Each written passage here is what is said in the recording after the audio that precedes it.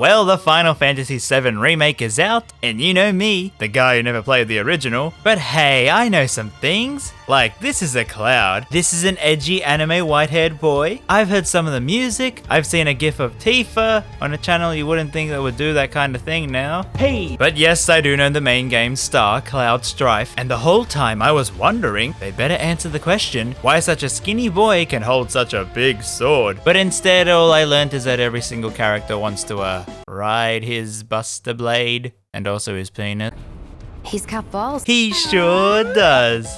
Well, where else do you think his balls were? So the game starts out in the usual Square Enix fashion, with a gorgeously animated cutscene. Oh no, it's too good looking, I can't take it.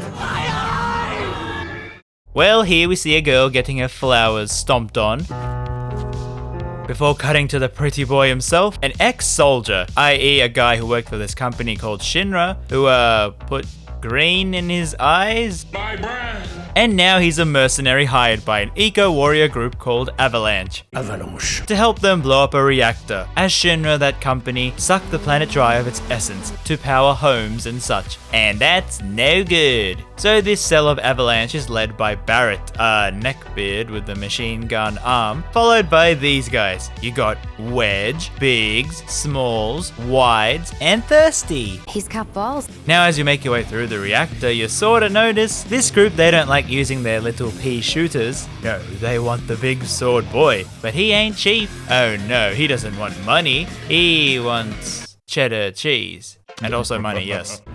I need that money. We're done. Real joy to look at, too. I'm watching you. I'm watching Okay, you. that's 3 people on the I'm list. watching Okay, you. then. So Wedge is sort of a lovable goofball character, Biggs is literally Charlie Sheen, and Jesse we'll get to her later. Balls. Barrett, though, well, he really believes in the cause of blowing up the reactor to send a message to Shinra. Answer me! You gonna stand there and pretend you can't hear the planet crying out in pain? I know you can! Bruh. Get help. Say that again! Get help. Yeah! Should have asked for more money. So after almost dying, we smoothly make our way through the reactor. Damn boxes! We finally make it to the end goal, where Barrett is like, hey, I need some liability. You blow it up so they can technically say you did it? Fine, I guess. We set the timer. Huh. That long enough for you? When all of a sudden, a giant mech comes to attack us, but we easily win.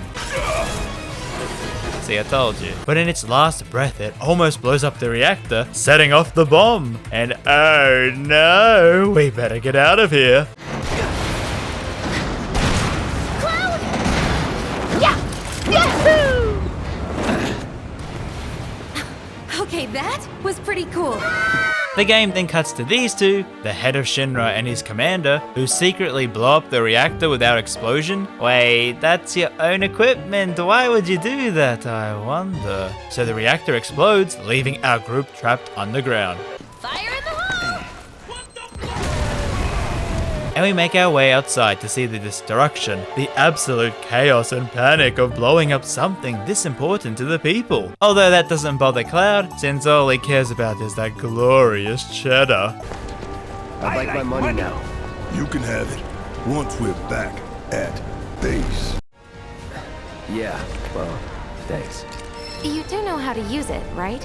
You do know what I was, right? Well, we make our way through the broken sector, hearing the voices of the people. Oh, well, I was planning to commit insurance fraud by blowing up my house, but this'll do.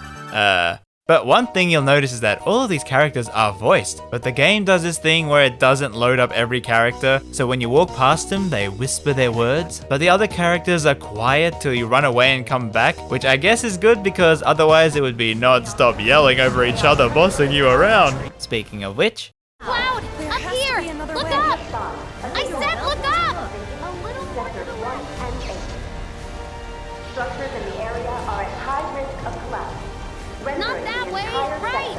Hazardous. I said said look up. Immediate evacuation You doing this on advised. purpose? Yes. So throughout the game so far, Cloud has been acting a bit odd, as where if another character so much as sneezes, he gets these headaches. And I guess the road sneezed quite a bit. He starts to imagine the place on fire with the man, the myth, the legend. He's like, follow me if you want some cheddar cheese. Well, I'm trying, but the game handicaps me because they want to be cinematic, but this also helps load in the fire textures. Why am I talking about the technical aspects? You're not real. You're dead. I am. Yeah, I don't know what you're smoking, Cloud. He looks pretty not dead to me. Sephiroth, then I guess shocking to me, you know, the guy who's never played the game, goes on an environmental speech, and I guess Cloud has had enough of that from Barret.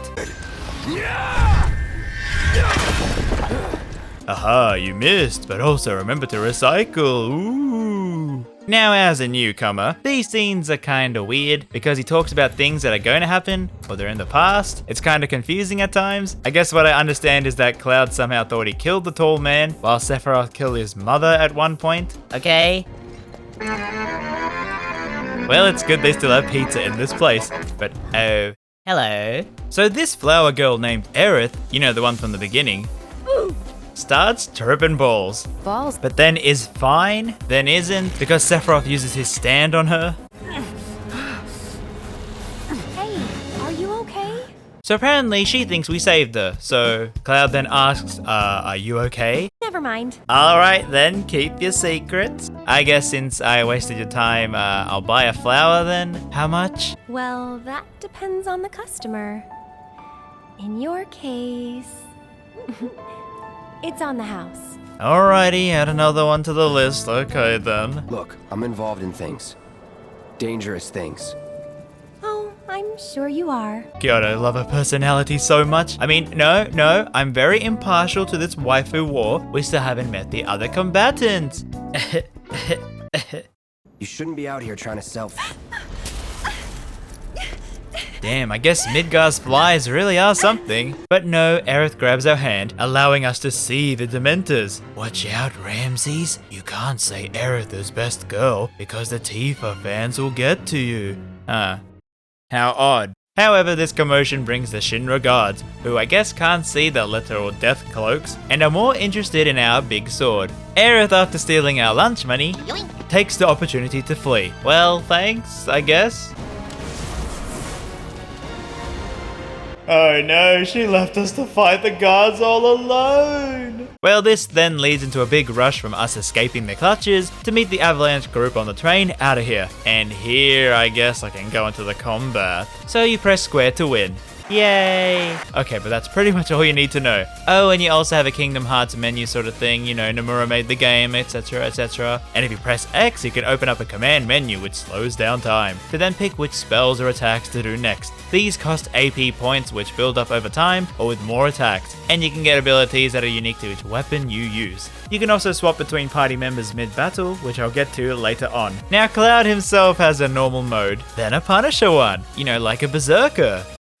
Anyway, using this makes you move slower, but also allows you to counter enemy attacks. And to get the most out of enemies, you want to build the stagger meter to do massive damage. Or just burn them, either way, I don't care. I always knew Cloud loved fire. Now outside of this, the areas are massive, with many winding parts, but controlling Cloud can be kinda clunky. Ignoring the clunky sword, you can't dodge, roll, or jump, which raises the question of how he anime leaped earlier. Then there are breakable objects in the field, you press square to destroy them, but it kinda slows down everything and doesn't feel fluid. Like if you miss, you have to wait for him to put the sword away to use it again. Then in these areas you will come across these narrow pathways where the game slows down so much, and you're wondering, hey, what's the holdup? What's that? The game is 100 gigs on the PlayStation 4, and this is a trick to load in the next area?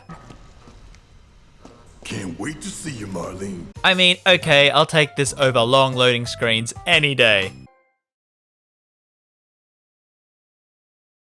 Well, okay then. I guess I can read what it says. Aha, I see. Hey, you're just gonna cut me off like that. Okay, and I have another little thing with these screens. So they tell you some tips and tricks, but also they'll go, hey, this is the evil final boss of Shinra, okay? And I'm like, wait, are we gonna meet him next chapter?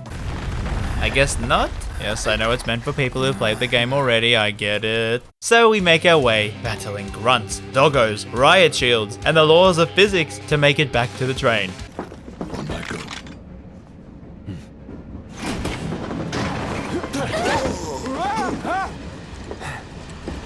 You had me worried for a minute. What the hell you been up to, huh? Giving public security the runaround. That's what. Can I just say, after being stuck with so many silent JRPG protagonists, I love Cloud. Not for the reasons you think, but how he's still silent for player representation, but also is so sassy and charming and strong and charming and hot and blonde. So we go further into the train, careful not to bump into the passengers because, you know. We got a large package. When Barrett seems to have bumped into some Shinra employees. Think they got it? Heard it loud and clear? Y'all's masters?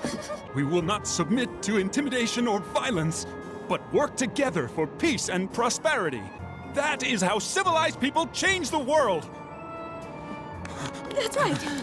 Well, these two really want a promotion, huh? Jesse then calls us over and somehow hacks the security to give us Lore Dump. Yes, Lore Dump hype. So Midgar is this giant city that's powered by reactors at points around it, and it's split up like a pizza, with each sector housing people. So we just blew up one of them. Also, it's actually floating in the air because the poor people live underground while the rich live on the plate on top. Wait, do you mean to tell me there's an entire system of people living? Okay. My reaction to this was utter amazement.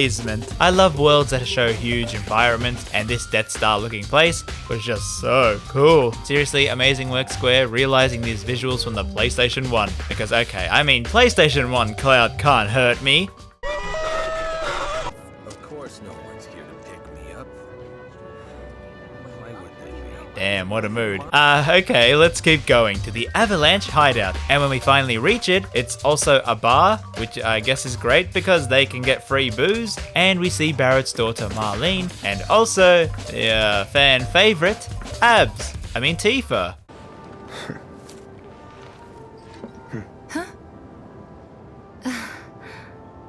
How sweet.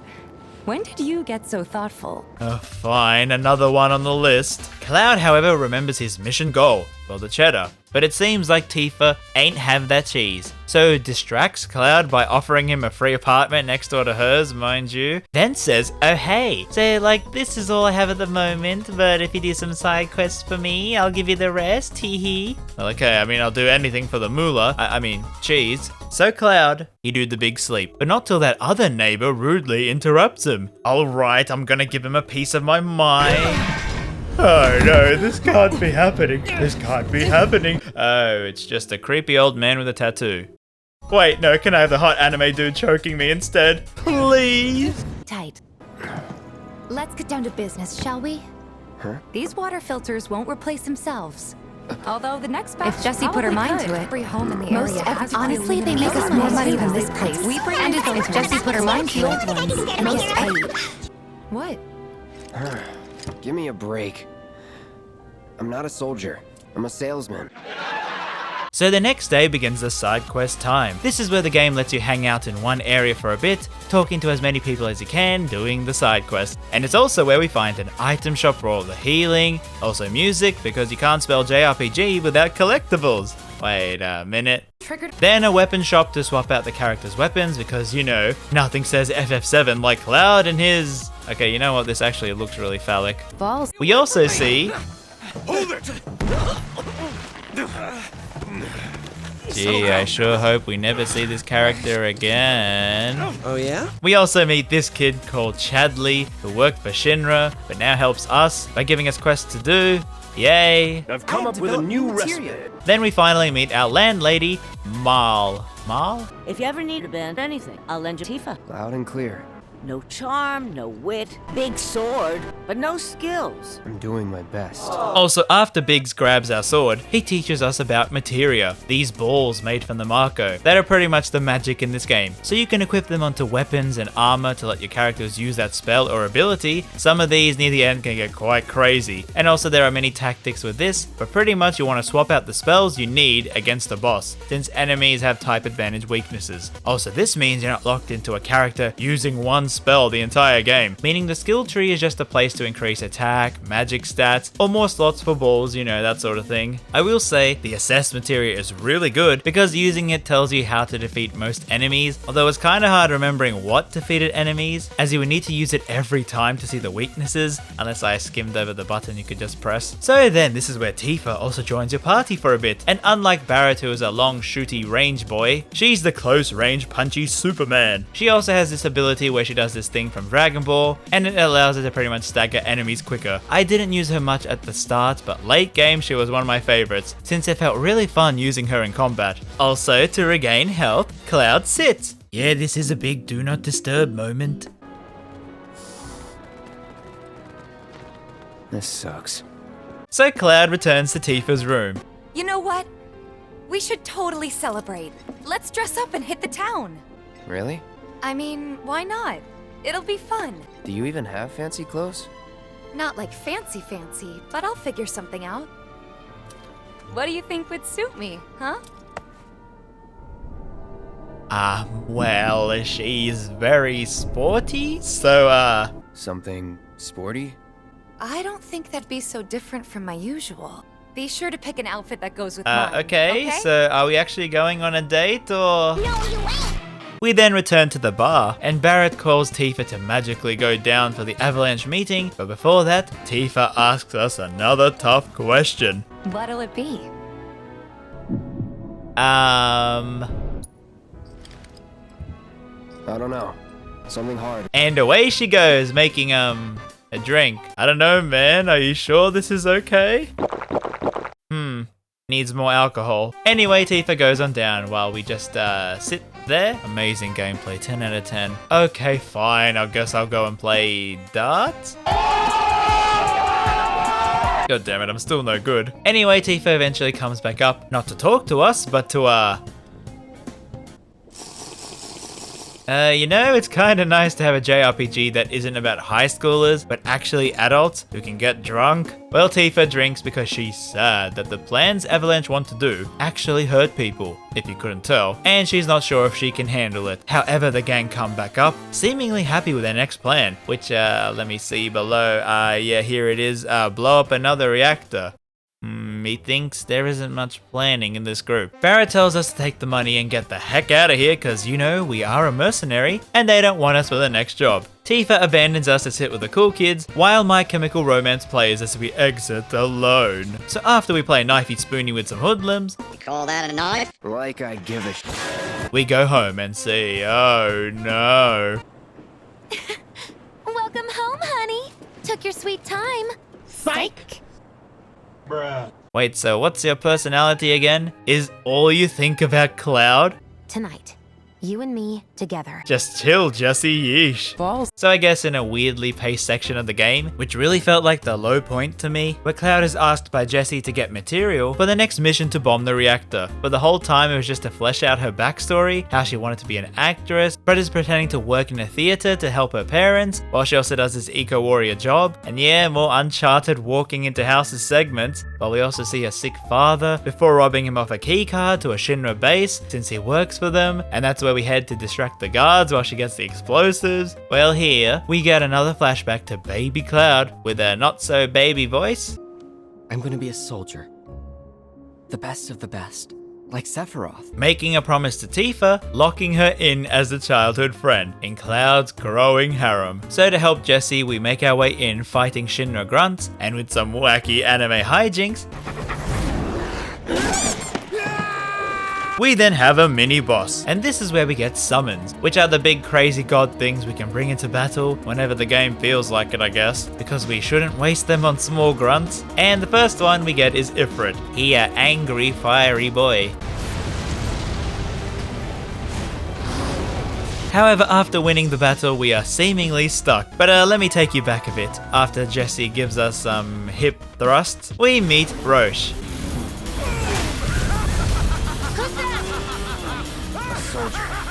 I like him. Ooh, I like him a lot. And even though he works for Shinra, I guess, he bursts in to have a one-on-one duel with Cloud. You turned the key. The engine roars with excitement. It hungers to be set free! Are you serious? Another one on the list. Wait a minute. So this game, it ain't an action JRPG reimagining of the beloved turn-based PlayStation 1 classic. It's a harem game? I mean, okay, the Persona games are harem games. Danganronpa are harem games. Even Bob the Builder Festival of Fun is a harem game. But FF7, the highest rated JRPG of all time, was really just a game where people wanted to bang a blonde anime boy? So after a cool boss battle, he yeets on out, and the other side of Avalanche, since our group is just a small cell in a big organization, help us escape, but not before. This is like a bruise or a mild burn at worst. Nice tack, Percy. Can we just get out of here, please? Wait! Give me a minute! No, Why you have to be such a hard ass, bro? I ain't your bro.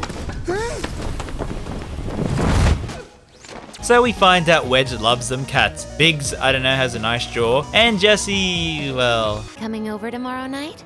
My roommates should all be out for a while. Yeah, nah. If this is seriously a whole character, no dice. I have someone else waiting for me. Also, it actually is kind of refreshing to have an anime protagonist who ain't into that sort of thing. Like, it's kind of weird. I'm finding so many things this game does really uniquely with these characters. But, this game is technically older than most of the others. So, I get it, okay? FF7 is amazing, alright? So then we head home. Not before saying to Tifa, fine, I'll stay because you're the yada yada childhood friend promise and so on. But in the night, all is not as it seems. Oh no, it's the Dementors sucking our souls, I think. Or more like giving us roadblocks we have to try and get around. So Cloud and Tifa run to the bar where we see Barrett and Jesse battling the cloaks, because I guess they can see them now. Then okay, so in battles there's this other feature, because you can't actually pause to change your loadout and such. So a neat thing the game does is that in the cutscene where you get new party members, if you hold square, it opens up a menu just after the scene ends. What the actual heck? So we fight magical spooky cloaks and win in battle, but of course lose in the cutscene with Jesse breaking her ankle. Well, what a coincidence. You know, Tifa asked me to stay behind. They're like, I can help you out on your bombing mission if you pay up. Consider it done. Gee, now he seems happy to spend money on us. I'm counting on you, soldier boy. So yes, now begins the next section where the game tells us we won't be back here for a while. So let's head to the reactor by running endlessly on a train line. Yay! From closer in to further out, B, C, D, and so on. Up to what? To E. You're damn right. During this, we also see that commander called Dig. He goes on about how they are monitoring us to use the group to blame for another reactor blowing up for some evil plans they have, i.e. he's a very angry evil man. Yeah. It knows we trust. So we make our way through, fighting mechs and bugs, yuck. We then find ourselves on a walkway, trying to turn off these giant lights to divert the power to move forward. And this was where I really started to like the game, as you had most of the main characters together. And I don't know, I didn't find this puzzle too challenging or anything, but yeah, okay, Square, you did really good with the sky images, but I don't know, does anyone feel like this is literally a flat 2D image? Still kind of cool being up here though. So we make it to where Biggs is giving us the equipment we need before he yeets out.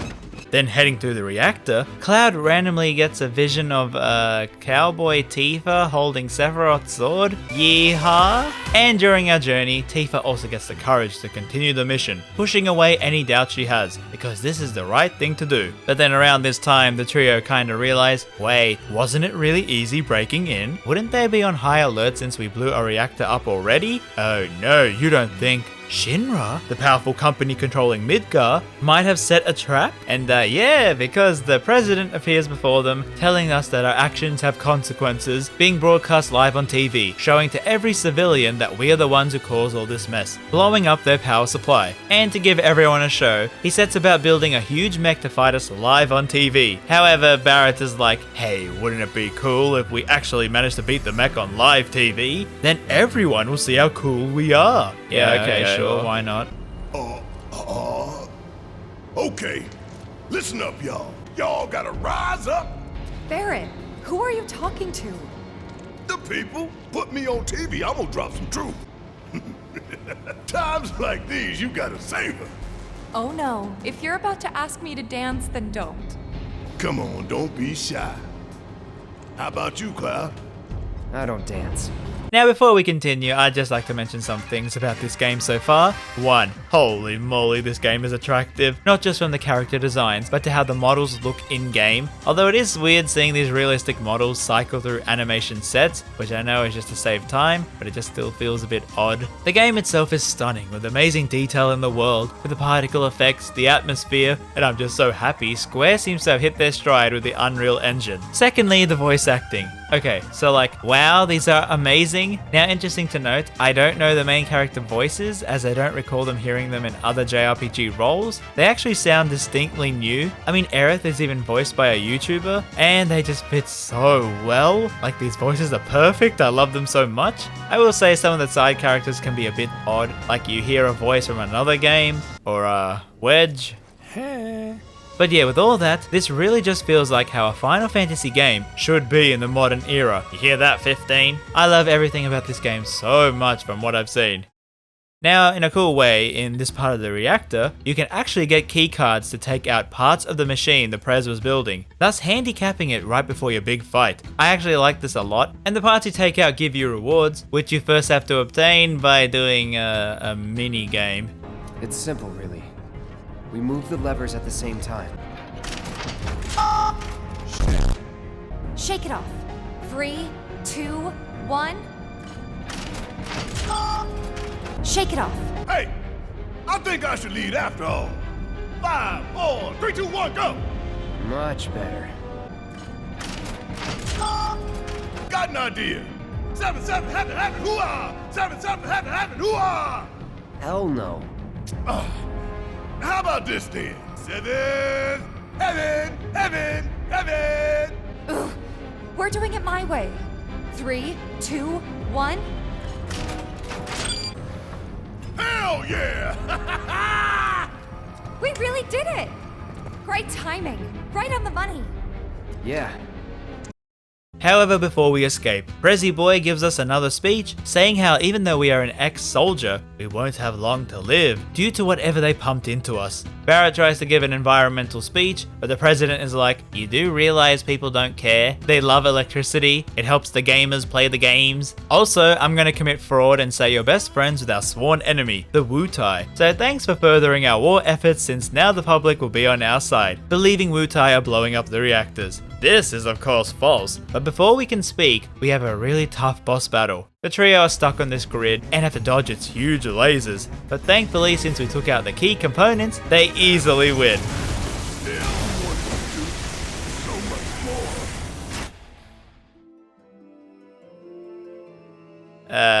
So after refocusing, the group win. It do a big explode, separating us from the two, and even though Barrett could shoot the machines, Cloud tells him to take Tifa and escape. He does so, the reactor blows up, and we falls to our death.